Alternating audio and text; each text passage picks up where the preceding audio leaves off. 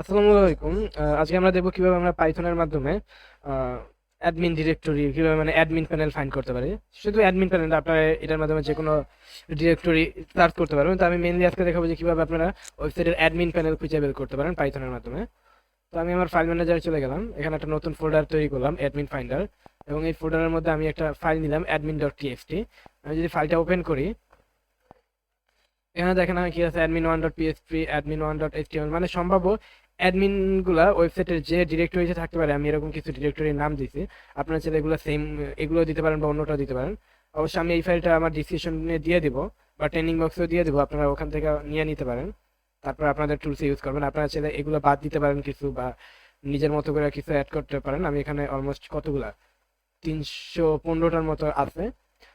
ওকে, তো আমি এখানে একটা নিউ ফাইল নিলাম এবং এই ফাইলের আমি নাম দিব, যেহেতু আমি অ্যাডমিন প্যানেল খুঁজবো এটার মাধ্যমে, তো এটার নাম দিলাম আমি অ্যাডমিন ডট পিওয়াই। আচ্ছা, এখানে আমি অ্যাডমিন ডট পিওয়াই এর মধ্যে, আচ্ছা প্রথমত আমার কাজ হচ্ছে ইউজারের কাছ থেকে আমার একটা ইউআরএল নিতে হবে। এই জন্য আমি প্রথমে একটা ভেরিয়েবল নিই, সাইট। সাইট ভেরিয়েবলের মাধ্যমে আমি ইনপুট ফাংশনের মাধ্যমে ইউজারের কাছে বললাম এন্টার টার্গেট সাইট। ওকে, টার্গেট সাইটটা দাও। এরপরে আমার কাজ হচ্ছে এই যে অ্যাডমিন ডট টিএক্সটির মধ্যে যে ডিরেক্টরিগুলো আছে, এই ডিরেক্টরিগুলো এক একটা এই সাইডের সাথে জয়েন করে ট্রাই করতে হবে। আচ্ছা, এখন এই অ্যাডমিনগুলো আমি কিভাবে পাবো? এই জন্য আমি একটাই করি, উইথ আমার এই অ্যাডমিন ফোল্ডারটা অবশ্যই ওপেন করতে হবে। এই জন্য আমি লিখলাম উইথ ওপেন। আমি কি ওপেন করতে চাই? আমি ওপেন করতে চাই হচ্ছে admin dot TXT, admins dot TXT, এই ফাইলটা। আমি এই ফাইলটা কিভাবে ওপেন করতে চাই? আমি এই ফাইলটা ওপেন করতে চাই রিড মোডে। রিড মানে আমি শুধু এটা পড়তে চাই। ডট, আচ্ছা এবার আমার কি করতে হবে? এটা আমার রিড মোডে ওপেন করার পরে এখন আমার লিখতে হবে, আচ্ছা সরি, এফ এফ, মানে আমি এটা আচ্ছা এটা এফ নামে সেভ করলাম। তাহলে কি হবে? মানে আমি এটাকে রিড মোডে ওপেন করলাম এবং ফাইলটার নাম দিলাম এফ। এখন আমি এটা লিখতে পারি এফ ডট রিড। তাহলে কি হবে? এই যে এফ ফোল্ডার ফাইলের মধ্যে যা কিছু আছে ওগুলারে রিড করবে। এবং কিভাবে রিড করবে? স্প্লিট লাইন, মানে প্রত্যেকটা লাইন বাই লাইন রিড করবে, স্প্লিট লাইন। এবার যদি আমি জাস্ট আমার এতটুক, আচ্ছা এটা এটা আমি এটা ভেরিয়েবলে রাখি, এটা ভেরিয়েবলের নাম দিই অ্যাডমিনস। আপনারা যে কোনো ভেরিয়েবল দিতে পারেন অ্যাডমিনস। অ্যাডমিনস এখন যদি আপনি আপনি একটু দেখতে চান যে প্রিন্ট অ্যাডমিনস, আচ্ছা আমি এই যে এটা আপাতত কমেন্ট আউট করলাম, কারণ আমার আপাতত আমি এখনো সাইট জয়েন করবো না। এবার যদি আমি এটা সেভ করি, এই যে আমি অ্যাডমিন ফাইন্ডার ফোল্ডারের মধ্যে যেখানে আমি অ্যাডমিন ডট টিএক্সটি রাখছি একই ফোল্ডারের ভিতরে এটাও রাখলাম। ওকে, এবার আমার রান করার জন্য চলে যেতে হবে হলো টার্মেক্স। হ্যাঁ, আচ্ছা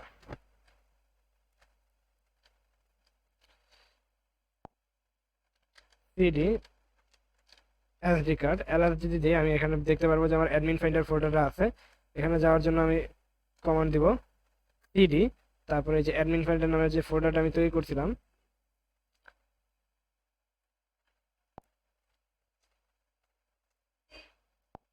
এটা এখানে আমি দিয়ে দিলাম। এখন যদি আমি এলএস দিই, এর মধ্যে আমি admin dot PY admin dot TXT দুইটাই ফুল ফাইলই পেয়ে গেছি। পাইথন অ্যাডমিন ডট পিওয়াই, দেখেন আমার এই যে প্রত্যেকটা জিনিস কিন্তু এখানে প্রিন্ট হয়েছে, কিন্তু আমি এতগুলা একসাথে চাইতেছি না। আমি চাইতেছি হলো প্রত্যেকটা আলাদা আলাদা ভাবে যেন আমার কাছে আসে। তো এই জন্য আমি আর একটা কাজ করতে পারি, এটা একটা লুপ করতে পারি, ফর অ্যাডমিন ইন অ্যাডমিনস। এখন যদি আমি এটা করি প্রিন্ট অ্যাডমিন, তাহলে কি হবে আপনি খেয়াল করেন, এখানে আমি যে অ্যাডমিনস এই ভেরিয়েবলের নামটা অবশ্যই এইটার নামের সাথে সেম দিতে হবে। তাহলে কি এই যে এই ভেরিয়েবলের মধ্যে যতগুলা লাইন আছে প্রত্যেকটা অ্যাডমিন নামের ফোল্ডারে হবে। দেখেন এইটা এটা কিন্তু দুইটা আলাদা ভেরিয়েবল, এটা হলো অ্যাডমিন আর এটা অ্যাডমিন। অর্থাৎ অ্যাডমিনের মধ্যে যতগুলো লাইন আছে প্রত্যেকটা আলাদা আলাদাভাবে অ্যাডমিনে আসবে। এখন যদি আমি এখান থেকে প্রিন্ট অ্যাডমিন মানে শুধুমাত্র অ্যাডমিনটা প্রিন্ট করি অর্থাৎ প্রত্যেকটা আলাদা আলাদা, তাহলে কি হয় দেখেন। হ্যাঁ, এবার কিন্তু প্রত্যেকটা আলাদা আলাদা করে প্রিন্ট হচ্ছে।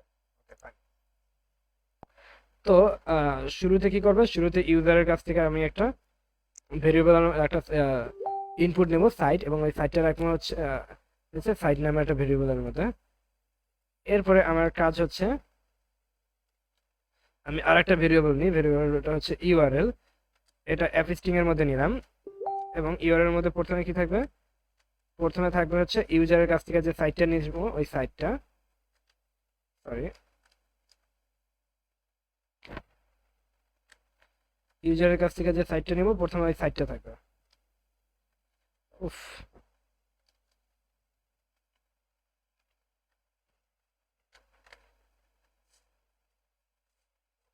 ইউজারের কাছ থেকে সাইটটা নেব, ওই সাইটটা থাকবে, তারপরে একটা স্ল্যাশ থাকবে, এরপরে থাকবে হচ্ছে অ্যাডমিন নামের যে ফোল্ডারটা।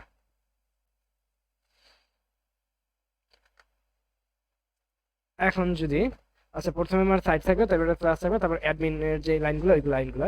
এবার যদি আমি ইউআরএলটা প্রিন্ট করি, প্রিন্ট ইউআরএল, তাহলে কি হয় দেখেন, ইন্টারিয়র সাইট আমি দিলাম target.com, দেখেন target.com কোড, মানে প্রত্যেকটাই কিন্তু এখানে ও চেক করতেছে, তাই না? ফাইন, কিন্তু আমার তো প্রিন্ট করার কাজ না, আমার কাজ হচ্ছে এটা চেক করা যে জিনিসটা আসলে তার ইন্টারনেটে এক্সিস্ট করে কিনা। তো এই জন্য যেহেতু এটা আমি একটা রিকোয়েস্ট করবো ইন্টারনেটে, তো আপনারা জানেন এর আগে আমরা অনেকগুলো মডিউল এটা করছি যে আমরা যদি ইন্টারনেটে কোনো কিছু রিকোয়েস্ট করতে চাই তাহলে আমাদের একটা মডিউল ইম্পোর্ট করে নিতে হয়, ইম্পোর্ট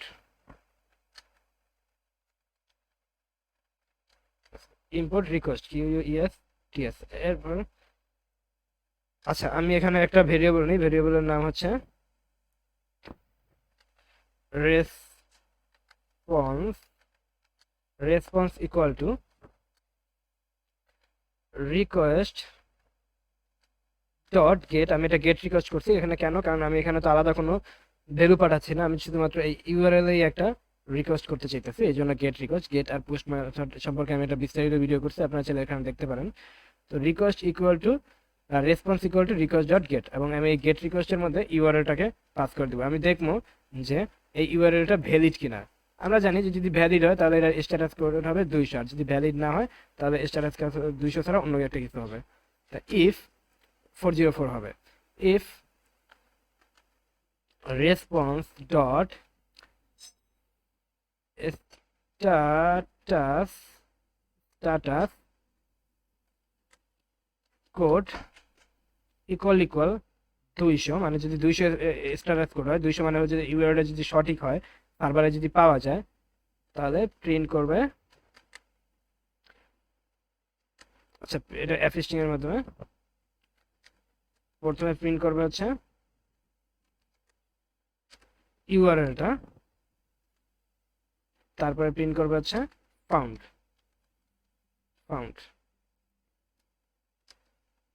এলস যদি না স্ট্যাটাস কোড 200 না হয় তাহলে কি প্রিন্ট করবে, মানে তাহলে প্রিন্ট করবে হচ্ছে প্রথমে ইউআরএলটা, সেটা একটা আমি এফ স্ট্রিং এর মধ্যে দিই,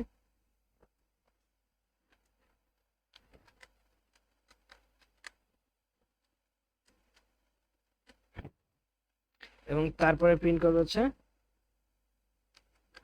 not FOUND, found, not found. আচ্ছা আমার বোঝার সুবিধার জন্য আমি এখানে যেটা কালার কোড ইউজ করি, কালার কোডগুলো আপনাদের কাছে আশা করি আছে।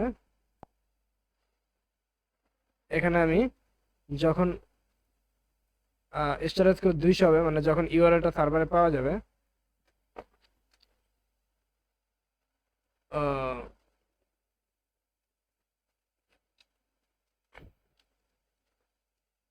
উফ,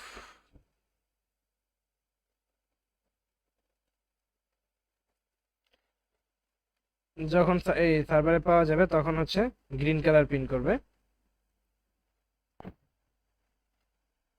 এই যে ফাউন্ড, এটার শুরুতে আমি গ্রিন কালার কোডটা দিয়ে দিই, আর যখন না পাবে তখন হলো লাল। আচ্ছা, লালের জন্য এখানে 32টাকে আমি 31 করে দিই, তাহলেই হয়ে যাবে 31 এম। 31 এম না? হ্যাঁ, এই যে 31 এম হলো গিয়ে রেডের জন্য। ওকে, তবে এবার যদি আমি আমার এটা রান করি, আচ্ছা আমি শুরুতে আমার একটা চলে যাই। আচ্ছা আমি নারায়ণগঞ্জ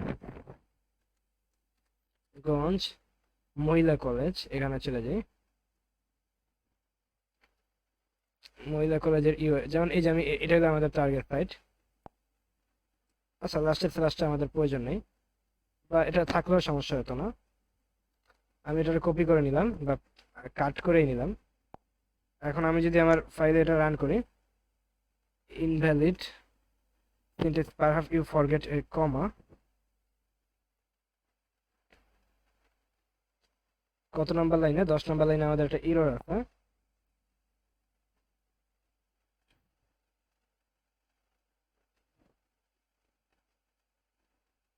ওকে, আমাদের এটা আমি এখানেই ক্লোজ করছি, এটা তো আসলে এইখানে ক্লোজ হবে। আগেরটা আগেরটা ঠিক আছে।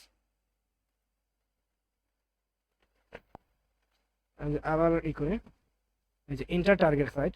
আর আপনারা কিভাবে লোগো করবেন, কালার দিবেন, এগুলো কিন্তু আমি শুরুতেই দেখেছি, যেন এগুলো দেখালাম না। এই দেখেন নট ফাউন্ড।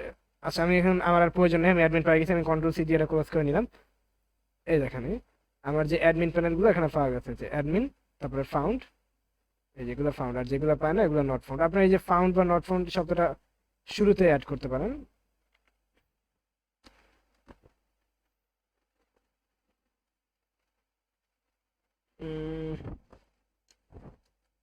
FOUND ফাউন্ড, তারপরে আসবে হলো অ্যাডমিনটা, আর নট ফাউন্ড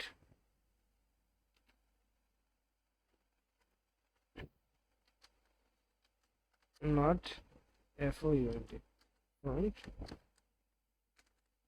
এটাও আসবে পরে। আচ্ছা এবার দেখি, এবার আমাদের এটা একটু সুন্দরভাবে লাগবে। আমি এই ভিডিওতে লোগো কিভাবে দিতে হয় এটা শিখেলাম না, কারণ এটা আপনারা আগেই দেখছেন। এই যে, আচ্ছা, তো আশা করি বুঝতে পারছেন। তো আজকের ভিডিওটা এ পর্যন্ত থাকবে।